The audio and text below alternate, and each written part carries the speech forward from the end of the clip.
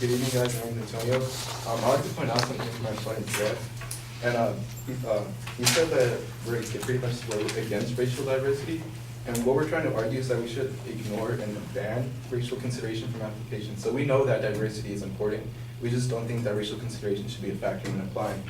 Also, he mentioned the focus on race, but by doing so, you ignore the lower socioeconomic groups, and which could really benefit from going to a university, which ignores the impoverished Caucasian, the impoverished Asian, which are often ignored in these debates. So, as mentioned by my partner, our three main arguments are that there are other ways to diversify without using racial consideration. That by using racial consideration, you have harmed many groups, specifically those ethnic groups, and the use of racial consideration has affected performance.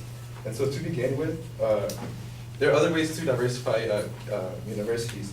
And for example, in California, which is a state that does not use racial consideration, they have established these outreach programs, and the purpose of these programs are to go into lower socioeconomic communities and introduce them and inform them about college and how they can get to college and prepare them for that. So they're still reaching those communities, but they're also helping them out. Also, another way they diversify is that they accept more transfers. And usually community colleges are filled with a more diverse group of students. And so by accepting those students into your school, you increase the diversity of your campus as well.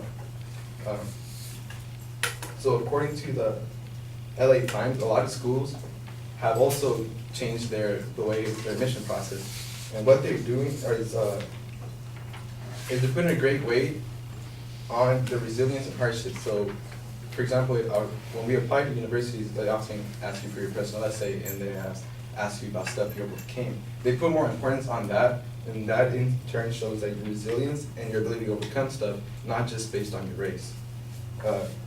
So again, this means that schools are rewarding for resilience, and high performance are being rewarded for their effort as well. So our second claim is that racial consideration hurts ethnic groups, and I'm going to tell you the story of this guy's name is Vijay Chokalingam. He's an Indian American student from the University of Chicago. He comes from an affluent background, but he had mediocre grades. But his main goal was to go to med school, and he knew his grades weren't going to get him into the med school. And so because he was of darker complexion, what he did was pose as an African American. He shaved his head, he trimmed his stereotypically long Indian eyelashes to fit those of an African American profile. And he got into med school, even though he had mediocre grades. The reason was because he posed as an African American. And this shows that because of racial consideration, oftentimes mediocre students get accepted into the program just because of their race. And it also shows that sometimes that more deserving people get the shorter end of the stick because they work for it, but because someone is of a race they're trying to promote and help out, they get those students in. On that same point, Asian Americans are also being getting the short end of the stick with this, and that's because they're stereotypically known for high performing students and people that don't really need this racial help because they can do it on their own. And we've seen that it is known that brilliant students, it is believed that brilliant Asian students are being denied admissions into high universities in order to give a place to the mediocre performing ethnic group of students. This has led to lawsuits against Harvard, which is being accused of using quotas with Asian students to promote their racial quota, I guess you could use that.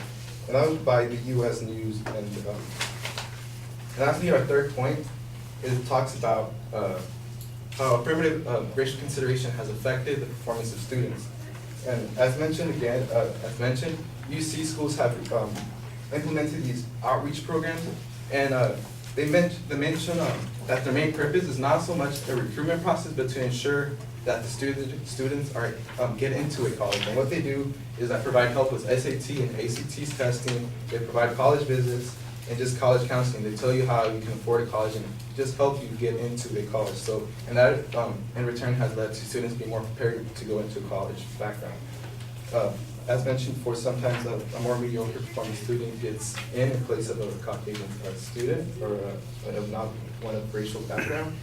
And this has led them to not being fully prepared for the school, the university they get into. As mentioned, this has led to higher percentages of dropout rates in, between the African Americans in law school, and also in Michigan, according to the National Review, low SAT scores translate to a C average, and those students were accepted into the University of Michigan. It was seen that a quarter of them were placed into academic probation once in school. Thank you.